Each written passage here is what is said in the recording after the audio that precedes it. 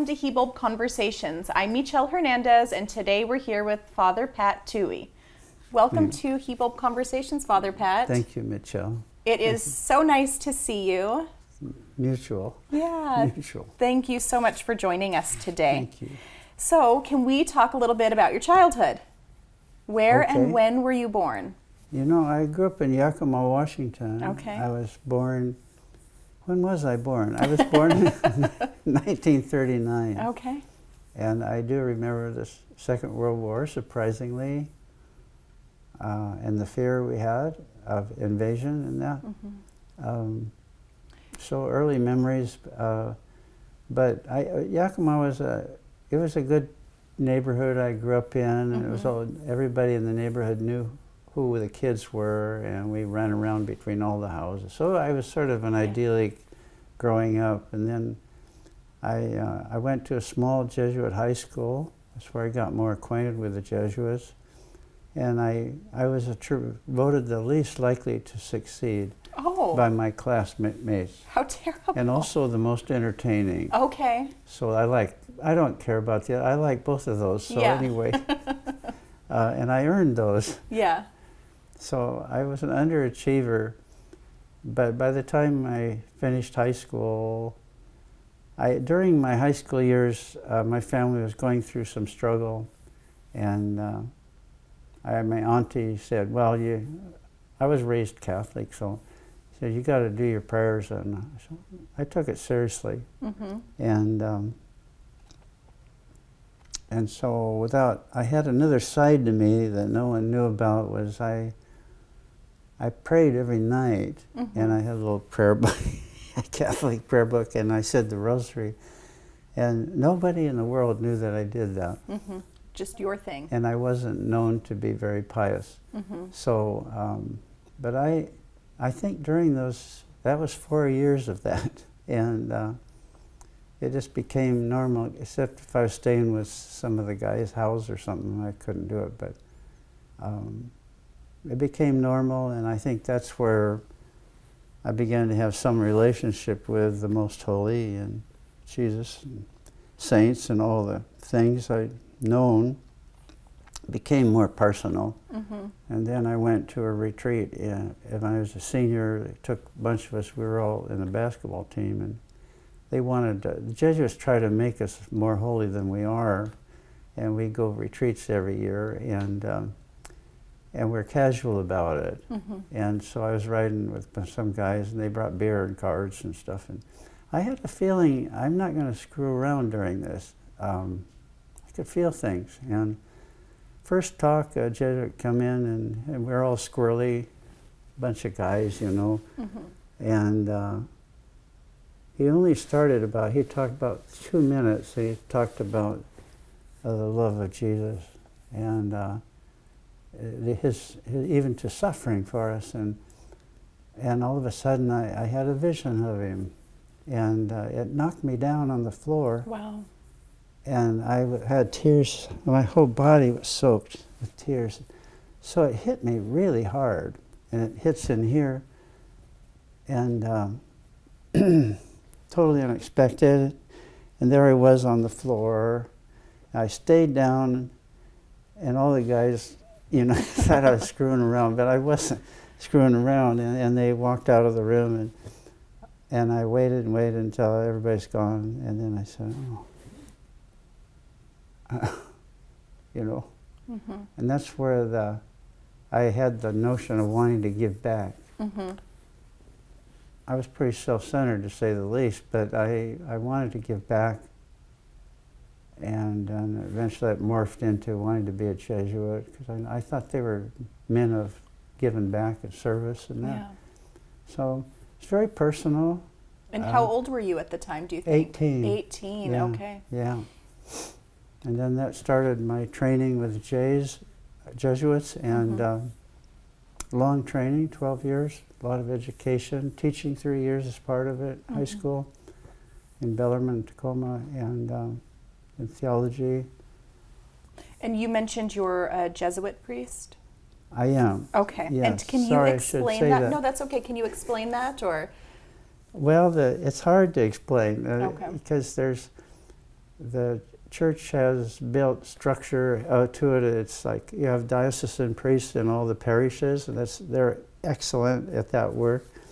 And the Jesuits have always been more into education, Okay. schools, and they also are mission too internationally. So they're everywhere from the 1600s onward, and they are a group of men. There's women's orders and men's orders, and they're just a group of men, and we're very focused on, by our nature and our training, very focused on Christ and a Christ alive in the world, and that the Most Holy, our Creator, is found in all reality, in the whole world. And so we're not like monks, who get more quiet and live in solitary. We're always involved in everything. And so we have Jesuit astronomers to Boeing engineers to teachers or theologians, philosophers.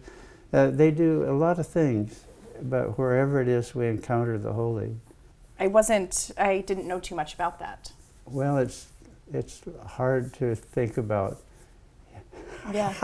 And hard to think about what that is. Yeah, and since you had gone to a Jesuit high school and that was really That your was big. introduction, that was where you wanted to go, yeah? Or your calling? Yeah, I had close encounter with them. They were great teachers and great men. And also I met Jesuits through, my dad went to Gonzaga and Georgetown, so a lawyer. And oh, your dad was a lawyer? Okay. And Mom was a school teacher and a principal. Oh, okay. And priests would come by the house, the Jesuits would come by and visit my dad. And I noticed they were a lot of fun. They really were enjoyable people. So Yeah, they were a good time. Yeah. And what are the names of your parents? Polly and George. Okay. Yeah. Do you have any siblings? I do. I've been very fortunate to have 3 sisters in my life. And where are you in the order? Number 2, only boy. Okay. So I was spoiled rotten. Yeah, I bet you were by everyone. Yes, yes. What about your grandparents? Did you spend a lot of time with them? I got to see my 2 grandmas. I didn't get to see my grandfathers. But grandmas, I do remember well. We had a Catholic grandma, and she had her rosary all the time and wore a beautiful black dress, and that's how I knew her. And she still laughed at my dad's jokes. My dad's jokes were a little off color. Yeah. But anyway, she would smile, and then still with the rosary and everything. And then my other grandma was Methodist, very strong Methodist. That's what my mom was raised in. Okay. My mom sort of moved away from it after she went to the university, but grandma was strong. So I grew up that way, which was marvelous because from the get-go, I realized how limited the church's understanding of things was. And because in those days, I was told that, the Catholics is the one church, the true way to heaven, and other people a little less.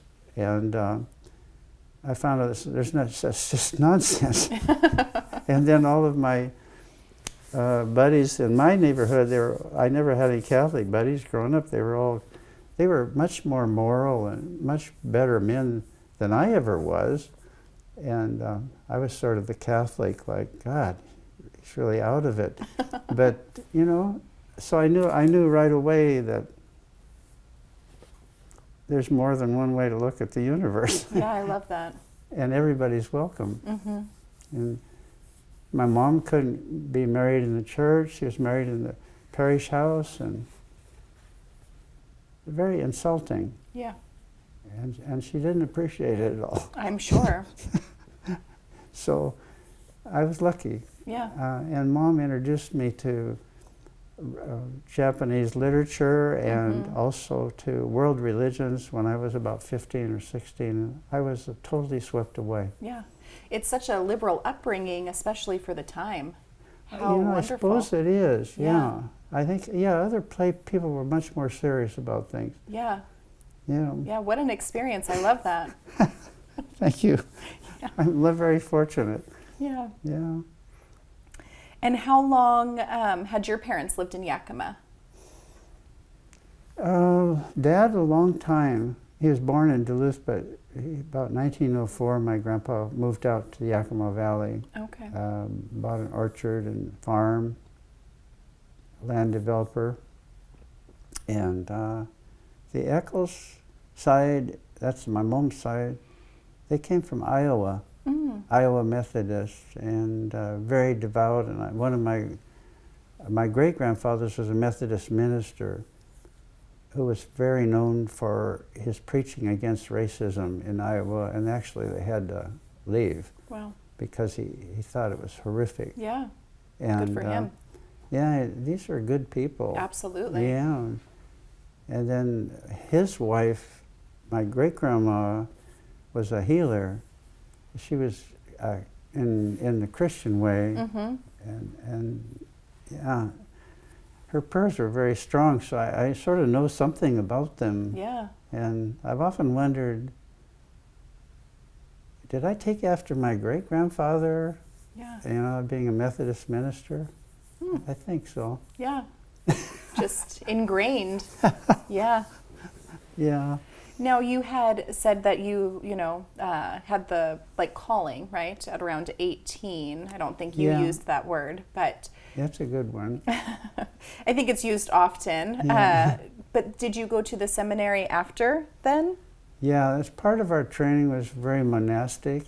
4 years, 7 years, really very monastic, but all study, pray, work. Okay. And And where did you go?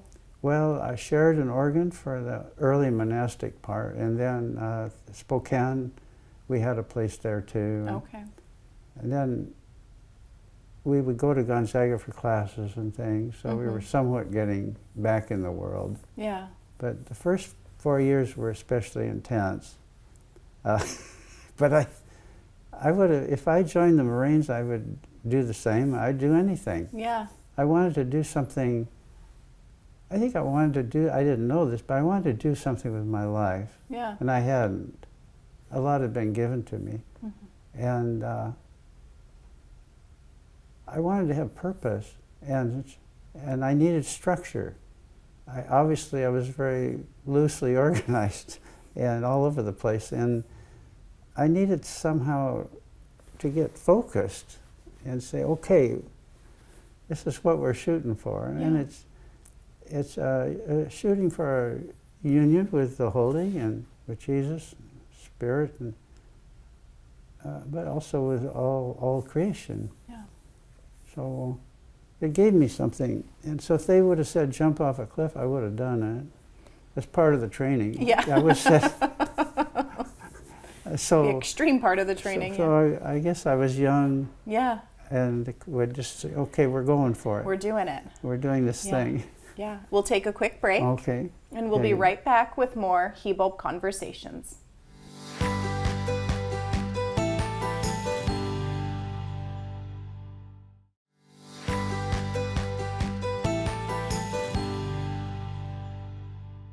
Welcome back to Hibulb Conversations. Today we're here with Father Pat. Welcome back. Thank you. Can you tell me or us when your work with Indigenous people started, your work among tribes and reservations? Yes. I had inspiration. I don't do anything out of an ideology or any kind of idealism, but I finally realized I'd been around Native people more. I was Gonzaga University a couple of years, and my buddy there, Father Tom Conley, had some of his friends would come by. So I was sort of aware. And then one morning I told Tom, I want to go to the reservation. And really? Because I was having a good stay there at Gonzaga. And yes. And well, I said, tell me where to go. And he said, well, Nespelem, Keller, Inchlim, that area, they don't have a priest and they're looking, they want one. And I said, I'll go there. I knew nothing. I had been to that area once, Omak, earlier on in my training, I went out for a couple of weeks and rode horses and chewed tobacco with the kids. And I liked that. Yeah, it was a good time. Yeah, it gave me a little knowledge. Yeah. And that's how it started. And I went to Nespelem, I didn't know nothing. Yeah. Nothing. And during that time, well, I'd been there 2 minutes, and I came into the driveway, and where the priest stayed was behind the church. And I hadn't been there 2 minutes, and then the gravel turned behind me, and I saw Grandma come in. Her name was Isabel, or Keza. And I was a hippie. I had long hair and Bermuda shorts on and sandals. How old were you? Oh, God, it was probably, I think I went out in 33 or so. Okay. At 33, 19, I mean, as a 33-year-old person. And so she says, well, don't just stand there. Oh. There's no introductions, but just don't just stand there. Help me carry these pies in. Oh, yeah. And I said, yes. And she said, there's been a young man who was killed. And he was beaten to death. And we're going to do wake tonight and a funeral. And I said, okay. So I had the pies, and I said, I don't know what to do. And she said, I'll tell you what to do. Okay. And that's been true now all these years. The grandmothers, the great-grandmothers tell me what to do. Yeah. And I respect yeah. it. And so I began to learn. Also during that time, so two things I was learning. Immense tragedy, lots of death, and I wasn't raised in that environment and that kind of violence. And things were tough. Yeah. It was poor, a lot of poverty. And so it was, I think I had, in my early years, had a lot of despair. Sometimes I didn't think I could do it. I told one of the grandmas, I just said, I can't do it anymore. All these young people were dying, mostly car wrecks and stuff, and I don't understand God, you know, how? Yeah. Why all this? What's this? And she gave me the hard grandma look, which is chilling when they really look at you and you know you've said the wrong thing. Oh. And she gave me the look, and then she said, don't you understand? God is only love. What happens in this world is hard. It's a tough place. And then she turned away. Yeah. Well, okay. So that's, so I kept going. Yeah. And how long were you there with the? 11 years on 11. the Colville, Nespelem mainly, Keller, Inchile, and a little bit Olmec, but mostly the east side. Massive reservation. Oh, yeah. But, and I think I was learning more than I could even imagine. And of course, they knew I wanted to learn, but I learned you don't ask questions, so I wait. And then you're sitting there with one of the grandmas or one of the grandfathers, and they might tell you something, you know. But I was anxious. I wanted to know if I could, even remotely, if we could be friends, and if we could go across lines, drawn walls or whatever's drawn between us. I want to know, can you really go beyond that? Can you really become friends together? And I wanted to, but I didn't know if you could. Yeah. And you know, after the years, it's just the most intense love I've ever experienced, and the most intense downers, most intense tragedy I've ever experienced. Right. And we just go like this. And that was the time. That was the way it was. And But in the midst of that, the love is much deeper than death. It took me a long time to learn that, maybe 30 years to learn that. Now, at the time, the first time that you entered the reservation in your priesthood, it had only been probably a couple of decades, maybe 20, 30, 40 years from the time of boarding schools. Yeah. Had you been met with any, disdain or distrust by Native people? Well, it's a very long process, you know. You start at zero, and then you just hope for the best. But as you start doing things, when they ask you to do things, which is mostly, funerals, hospitals, death, dying, and then gatherings and whatever, they gradually size you up. And the same when I came to the coast. I started at zero again. But they just need time to, who is this? What's he here for? Is he going to, the kids would ask me, are you staying here? I said, yeah, I'm going to stay here. And okay. So they got to know things. Yeah. And they've been exhibited and passed by a lot of times. So yeah. But it's different than being an anthropologist or something. I'm not there. I am there to learn and hear in my inmost being. I want my life to change from the knowledge, and because I love them, and I wanted to know, especially the old timers. They were classic. Some born in the 1800s, and I would just say, how did they put the world together? Because they were Catholics, and they were in their own way too, and it's just part. And they knew the languages, and Isabel knew the 6 languages. Wow. I mean, it was really something. And then in the 70s, AIM, after the 60s and 70s, the AIM movement was on, and I'd run into the young guys. And I'm a classic, I'm white, I'm a priest, I'm in the church, Catholic church, and with all that goes with that, and which is boarding schools are part of that.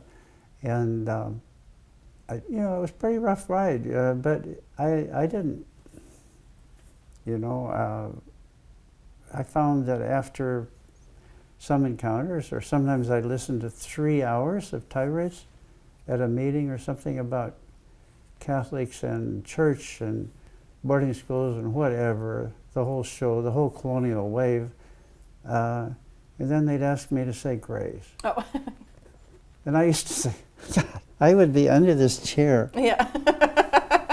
Come out of there and say grace for us. Come crawl. Yeah. Because they're kind. Yes. I realized it wasn't all me. It's just this terrible anger, and it's still here today. Yeah. It's the colonial expansion. It's the American government. It's the churches. It's the whole thing is all together. Yeah. But then in the midst of all of it, we get to know each other. And would you come? One of our guys, car wreck. Would you come and do the service? Yeah, I'll do that. My grandma, would you come see my? Well, a minute ago they were telling me to, like, everything's wrong. Yeah. But what I think makes the breakthrough is you get to know each other as a person. Yeah. And then things change. Things change. And yeah, I've been lucky. I haven't been beat up, or I should have been. I should have been, really. But they have some space for me. 'Cause I suppose they sense I was sincere, and I was okay with the way they were. I always start there. Weren't trying to change anything. No. Yeah. I was there to learn. I didn't come to convert anybody. Yeah. I really didn't. No. I just came to learn. You teach me if you want to. Yeah. But that takes a long time. Yeah. How did you end up here in Tulalip or on this side of the mountains? Well, I can only attribute it to the Spirit, but because I don't understand myself that way, but it's just somehow the Spirit moves. And I got a call to come over, and I was sort of I decided to move on from the Colville Res, and our guys are placed all over the Northwest since the 1840s, so there's a lot of different tribes, and I just feel like I needed, things were going good in a way, but I was falling apart inside. So I took a little time. And in the middle of that, my uncle got sick over here. He had no family, and his wife had died. So I came over to the coast, and then Sister Julie heard about it up at Swinomish, and said, "Why don't you come up while you're here?" And I said, I started to meet the people. Then Barbara was down at Tulalip, so I started, let's go down and meet some of those folks. And I immediately liked them. Yeah. They're warm. And there was, but it takes a long time, you know, and the guys have to size you up, and then Grandma makes the call, you know, whether you're in or you're out. Do you remember who you met first here in Tulalip? Gosh, Mariah. Okay. Mariah Moses. Yeah. Who was enormous in my life, just Yeah. enormous, yeah. But Sister Barbara was close to her. I remember Sister Barbara. And Neil, you know, really close. That was one of the first families I connected with. Okay. And we go back a ways. Yeah. Oh, that's amazing. Yeah.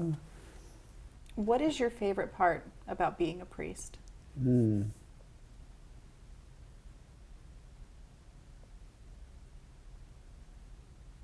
Well, there's a saying, I've heard it both from Daryl Hilaire and Stephen Point from Canada.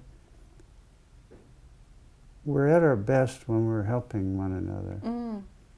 And I think it's as simple as that. Yeah. And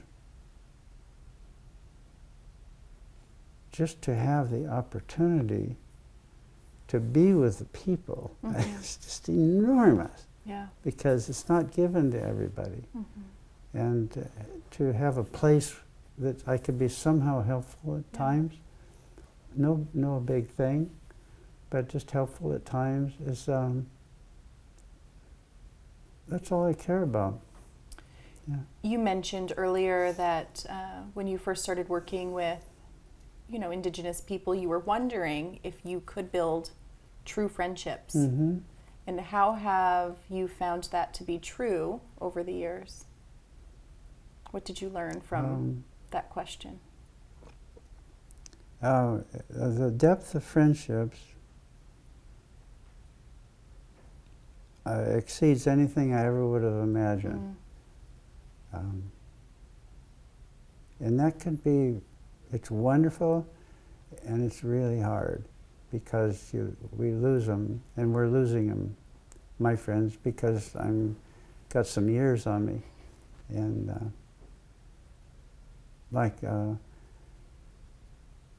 you know, Terry Williams, that's coming. He was a lovely friend. God, wonderful. So was Mom too. Yeah. Church of God, that was beautiful. And then I lost Chester Caillou from Swinomish. We were really close. Yeah, it's been a tough summer. Yeah, and I'm grieving. I grieve a lot.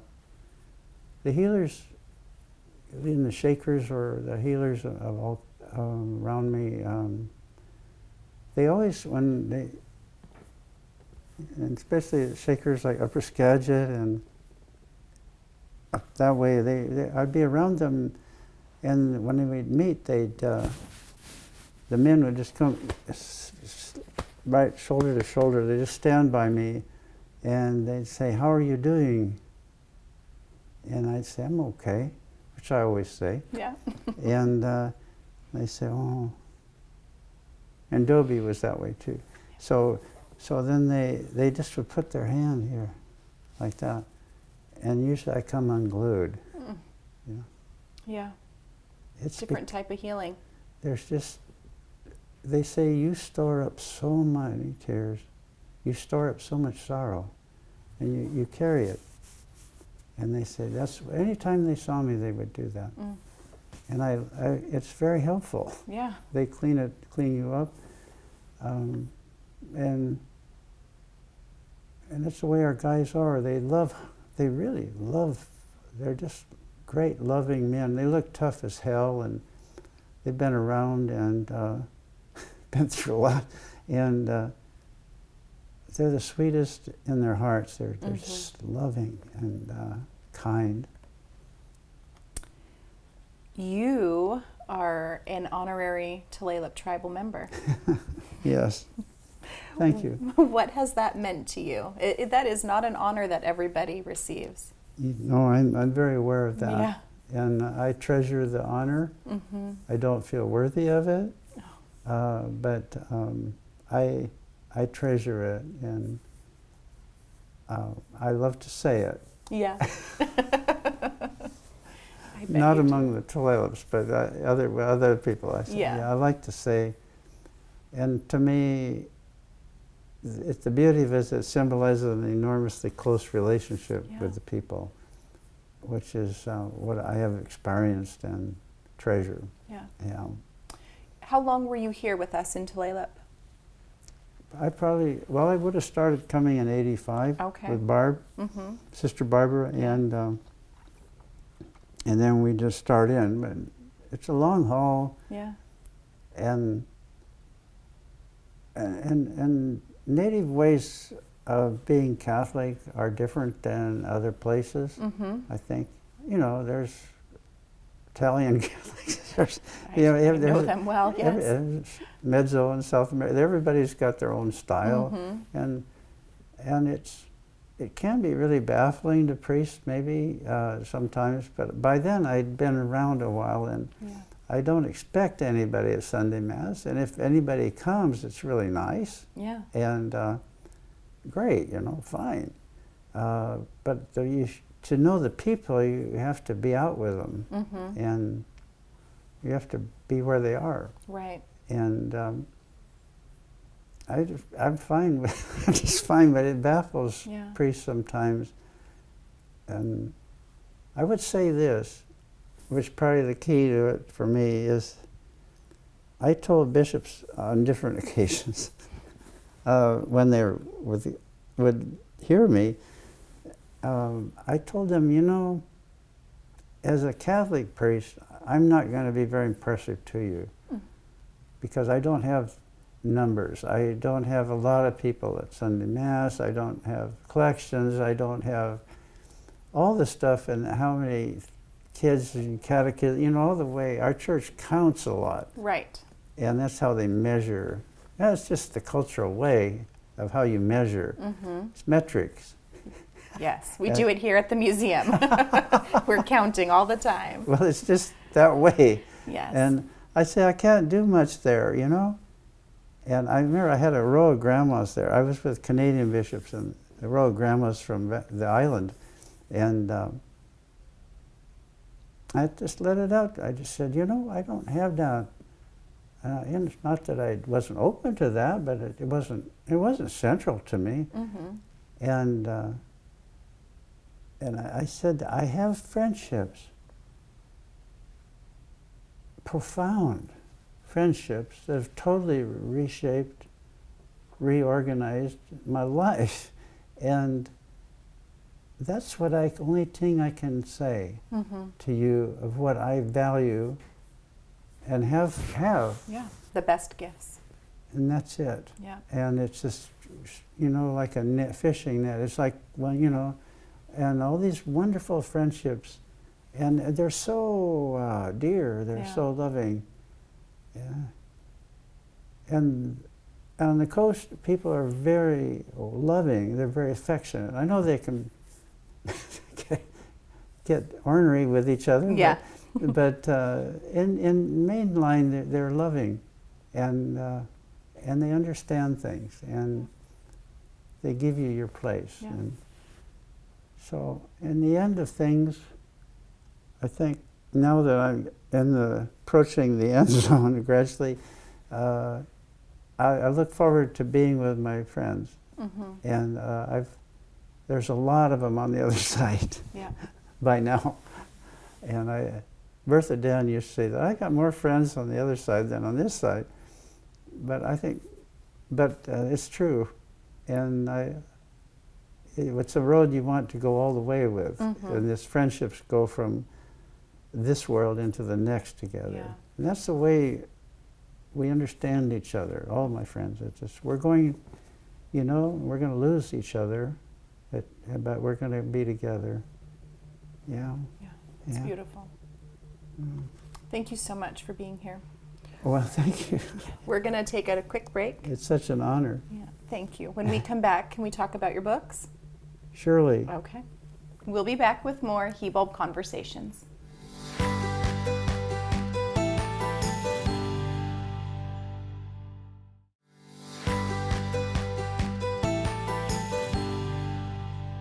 Welcome back to Hibulb Conversations. Today we're here with Father Pat.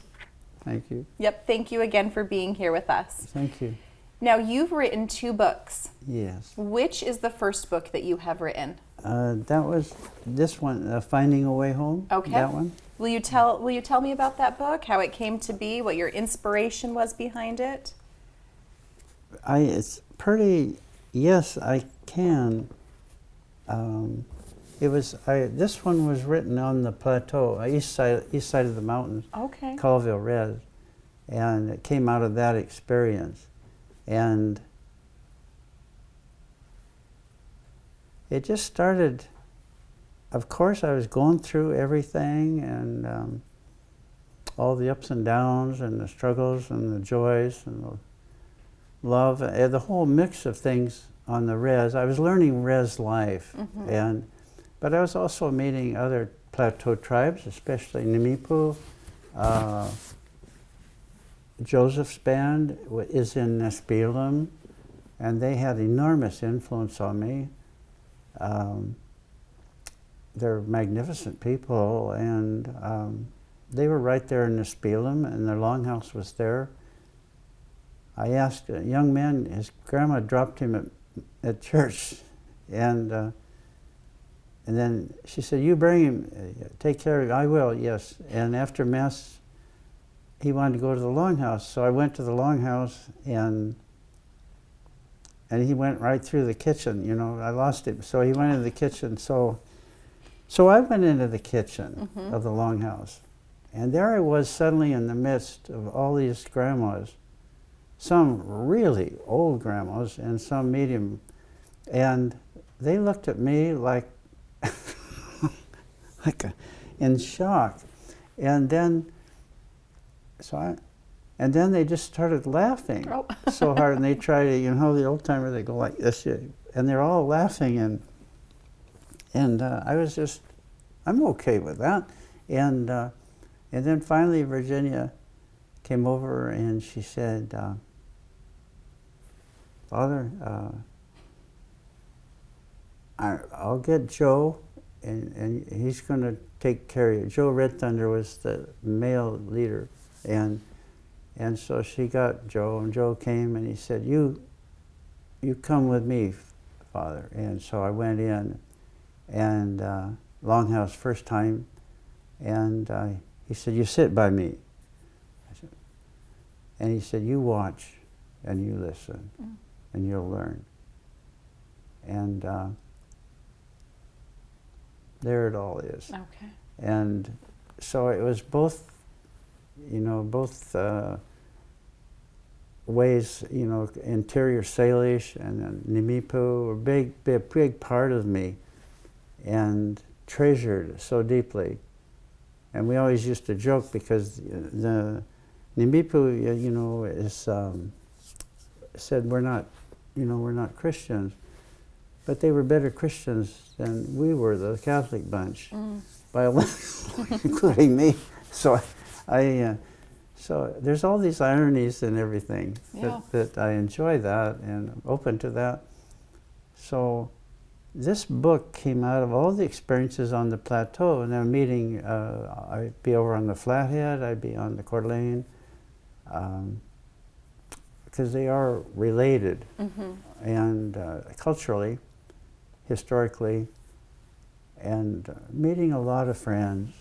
You know, one of my best friends was from Montana. Gosh, Johnny Arlee from Flathead.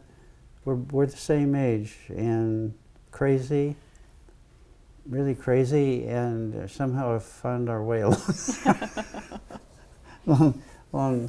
And I love Johnny, but it just, all those friends were starting, great friends, touching, strong, and that came out of the, that's coming out of the plateau. And I think there's a title, is something like, I put all the, I had a whole page of elders that were my teachers, and all of them were, and we're trying to find a way together, and there's a lot of history, a lot of rough stuff. The Namipu, of course, horrific history, and they're the most loving and kind, and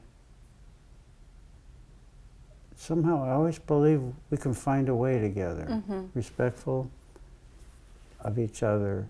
And I just wanted to, anything that been written that I was any aware of, in America anyway, was they'd talk to the young, they'd give them catechism, and it's pretty cut and dry. Like, I never liked catechism growing up. I begged not to go. But, you know, it's the answers, and it's the way it is. And I sort of sensed, even when I was young, it's much bigger than this, I think. But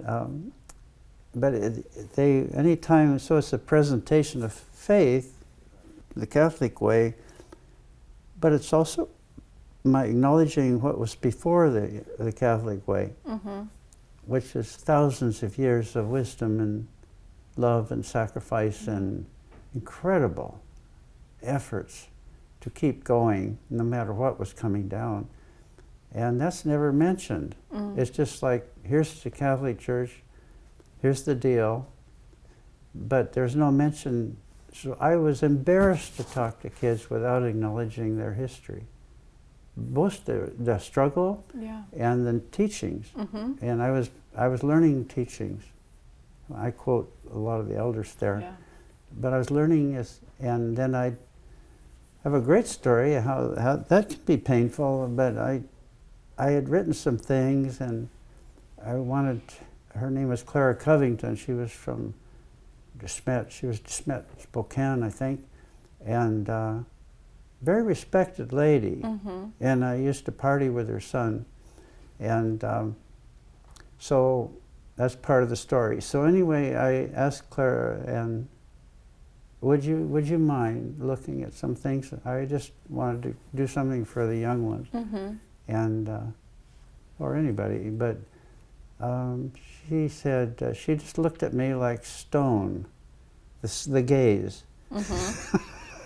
the grandmother gaze, and I was sitting there, and we were on the center of the powwow grounds at Nespelem, standing there, and it was a break time, so we were just standing there in the middle, and she said, if you ever grow up, you'll be a good man. And then walked away. So, Those are harsh words. I'm standing there, and I didn't expect that. And then she got over to the other side of the arena, and then she looked at me, and she shouted out to me, I'll help you. Okay. But I figured it out later. She knew I partied with her son. And she didn't like it. No. She expected more of both of us. Yeah. So sometimes, and she was very helpful. Frank Half Moon. There's many people who are really helpful. And all of it is to say it's bigger. You know, Catholicism is fairly late in the ball game. And it's much bigger. and this is sort of like this, and then the church shows up at some part of history, and it has a message, and some people really enjoy it. But it's this, which I wanted to get as close to as I could. Yeah. In that setting, in that culture, yeah. Well, it's a wonderful book. Thank you. And how about beginnings? What's the inspiration for beginnings? Well, I can only... That is my copy, so it's a little beat up. It's all right. I like it. I had to clean it like before I it. brought it in today. I'm glad that... I love it when there's been around a little bit. Yeah, well, I think both these books are miracles, like how it ever happened. But I'd been here on the coast for quite a while and learning a lot. And I was welcome in Smokehouse and everything, because it's a welcoming friendship. And I was learning a lot, and I was so impressed.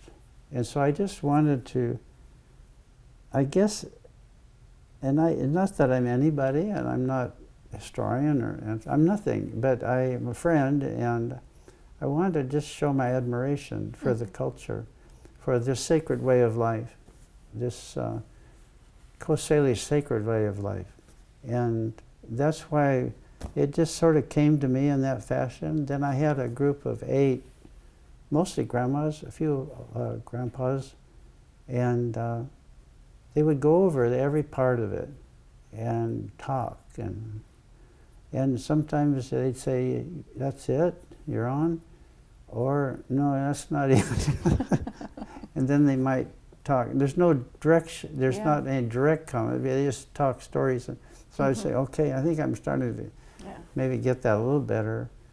And so it's a process, and then finally I just decided, okay, I think it's probably as much as I can do for them. And but it was meant to hold up a mirror to your people and just say how beautiful you are and how amazing your knowledge is.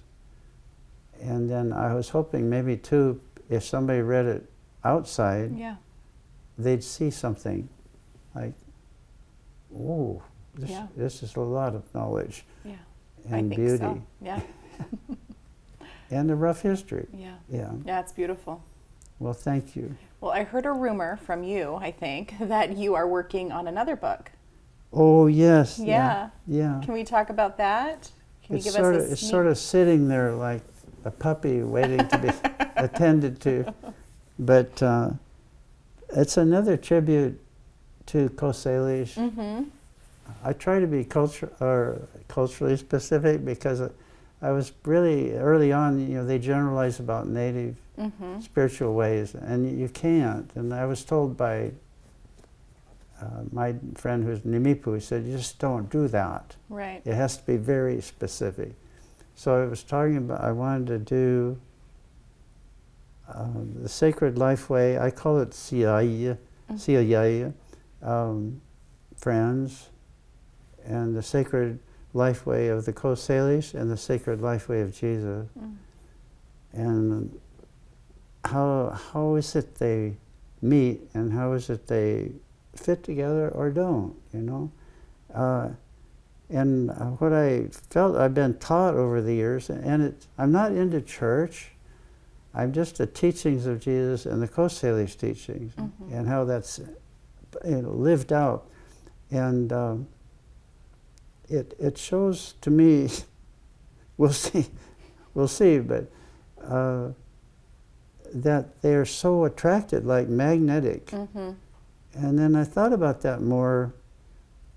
Maybe it's because, I think, as far as I can understand, they're both totally, in their deepest sense, founded on compassion. Yeah. And that's where we meet. And I've been taught that here, by the elders. It's where we meet. And our goal is limitless compassion for one another and all living ones. So it's a goal that you could say in Jesus' teaching, it's a goal here of thousands and thousands of years of teaching. And it's no surprise then that they would be magnetic because there's only one source. Yeah. I've thought about that later, and a lot of our speakers will say that. There's only one. There's only one God. There's only one Spirit. And so all the teachings come from that same source. The Spirit, Father, however you want to name that mystery.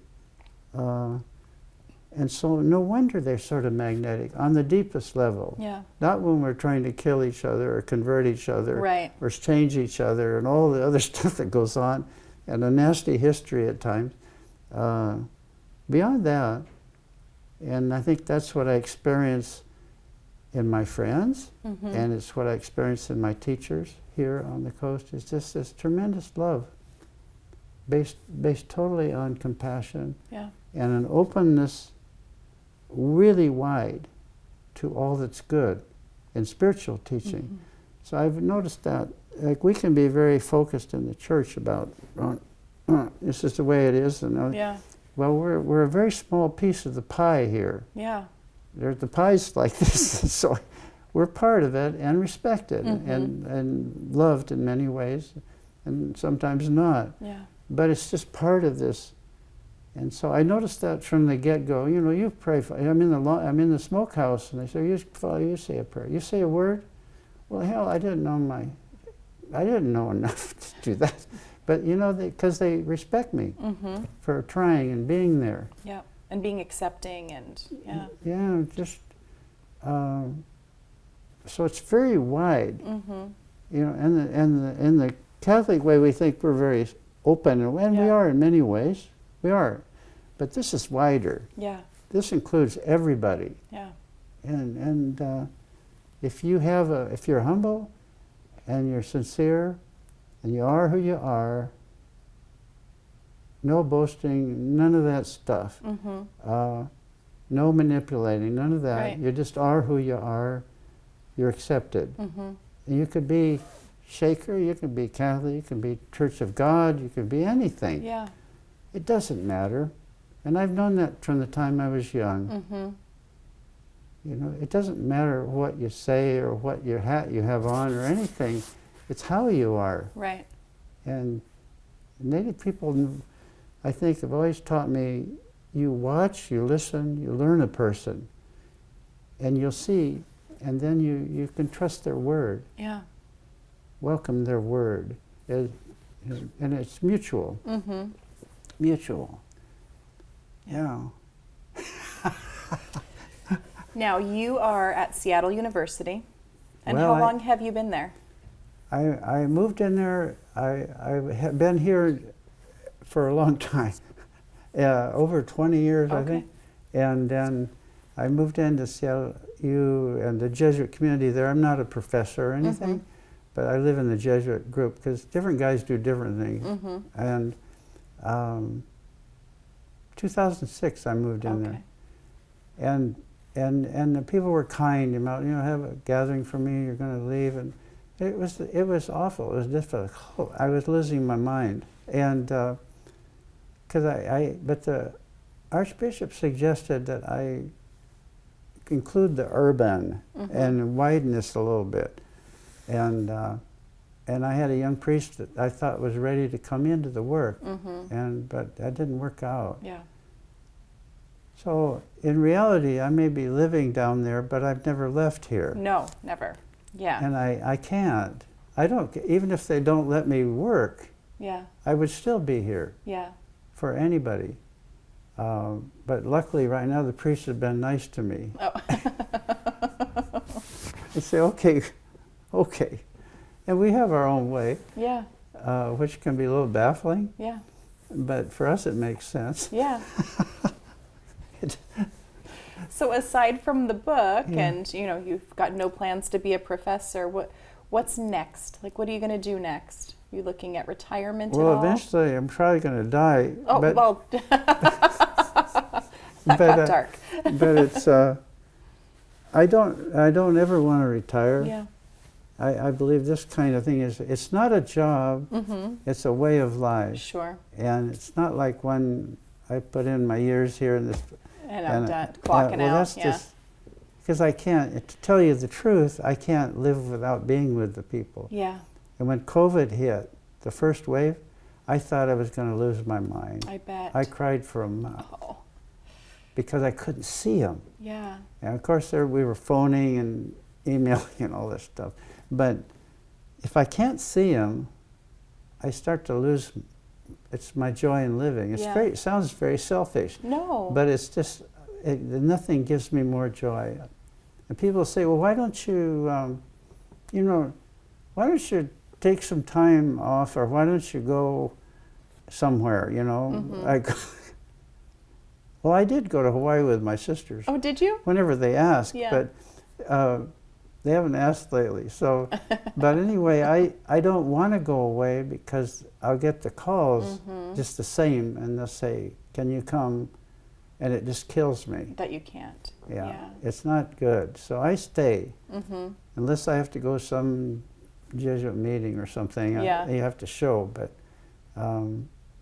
it's just being available, and when they call you. Yeah. And that's baffling to a lot of people, but I get it. it's a way of life. Yeah, it is. It's hard to be away. Yeah, I get it. Yeah. Yeah. If your greatest joy is being with the people, then why not be with the people? Because my time's running out gradually, so I want every minute to count. Yeah. But I always have been that way. Yeah. Always have. Yeah. Well, you are a treasure. Well, thank you. We love you here in Well, Tulalip and among any indigenous community that I've ever Well, thank you. encountered. Thank Yeah. you. Thank you. Thank- It's mutual. Oh, well, thank you. Thank you so much for being here with Yeah. us today and Thank talking you. with us. I have appreciated this time. Well, Yeah, I so appreciate much. your listening, and I can say this. People try to thank you for things, and they're very lovely that way. But I'm the one thanking because I get to be here, Yeah. and I've never lost that from the beginning. Is that I'm allowed to be here with people. Nothing else comes close to that. So thank you. Yeah. Well, you're welcome. Yeah. Thank you. Yeah. Thank you. And thank you for watching Hibulb Conversations. I'm Michelle Hernandez. Until next time.